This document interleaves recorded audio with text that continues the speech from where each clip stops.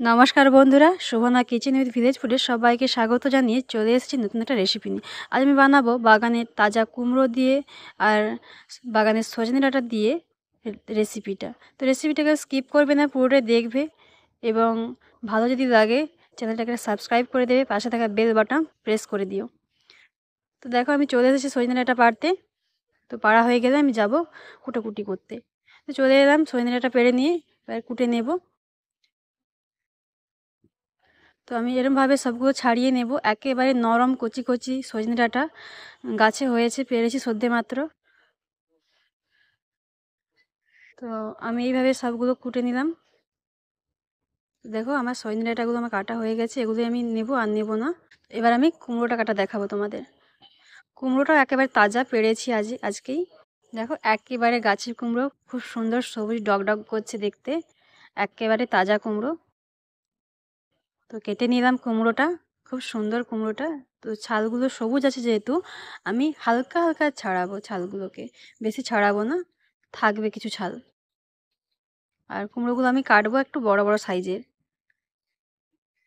আগে আমি ধুয়ে নিচ্ছি, এবার কেটে নিলাম। দেখো এরমভাবে বড় বড় সাইজের আমি কাটালাম। তো এরমভাবে আমি কেটে নেব সবগুলো।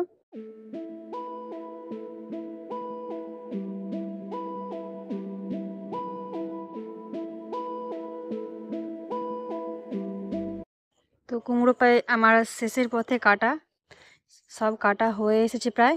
তো আমার সব দেখো রেডি হয়ে গেছে, এবার রান্নাঘরে চলে যাব। তো আমি আজ রান্নাটা করবো সর্ষের তেলে। দেখো কড়াইয়ে সর্ষের তেল দিয়ে দিলাম ফোড়ন হিসাবে দুটো তেজপাতা, শুকনো গোটা লঙ্কা আর গরম মশলা, গোটা গরম মশলা।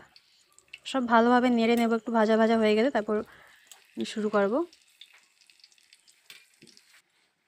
তো প্রায় আমার ভাজা ভাজা হয়েছে, এবার দিয়ে দিলাম কালো জিরে।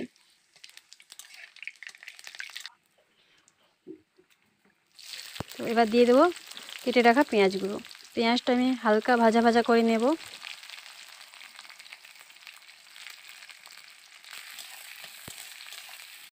পেঁয়াজটা ভাজা ভাজা হয়ে গেছে, এবার দিয়ে দেবো রসুন বাটা, এবার দিয়ে দেবো আদা বাটা, আর দিয়ে দেবো শুকনো লঙ্কা গুঁড়ো আর হলুদ। ভালোভাবে নেড়ে নেব একটু।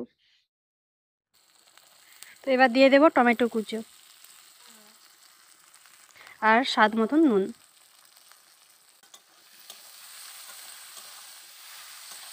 মশলাটা ভালোভাবে কষা হয়ে গেছে, এবার একটু জল দিয়ে দেব।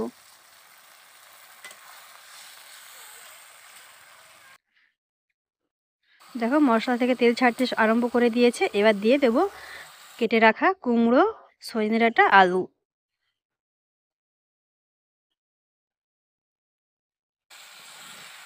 দিয়ে দিলাম সব কুমড়োগুলো, এবার দিয়ে দেব সজনে ডাঁটা আর আলুটা।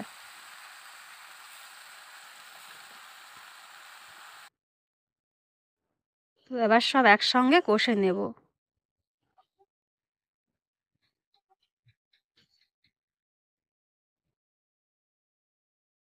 চার চামচের মতন চিনি দিয়ে দিলাম, হালকা মিষ্টি মিষ্টি লাগবে বলে। ঢেকে রেখে দেবো একটু। তো ভালোভাবে ভাপানো হয়ে গেছে, কুমড়োটা একটু কষে নেব।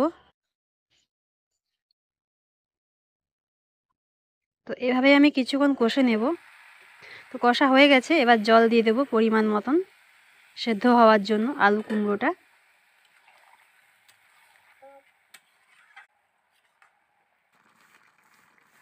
বন্ধুরা রেসিপিটা যদি ভালো লেগে থাকে অবশ্যই আমাকে কমেন্ট করে জানাবে কেমন লাগলো। আর চ্যানেলে যদি নতুন হয়ে থাকো আমাকে একটা সাবস্ক্রাইব করে দেবে, পাশে থাকা বেল বাটন প্রেস করে দিও নতুন নতুন ভিডিও পাওয়ার জন্য। তো আমি নামিয়ে নিচ্ছি তরকারিটা। এবার উপর থেকে ছড়িয়ে দেবো ভেজে রাখা জিরে গুঁড়ি।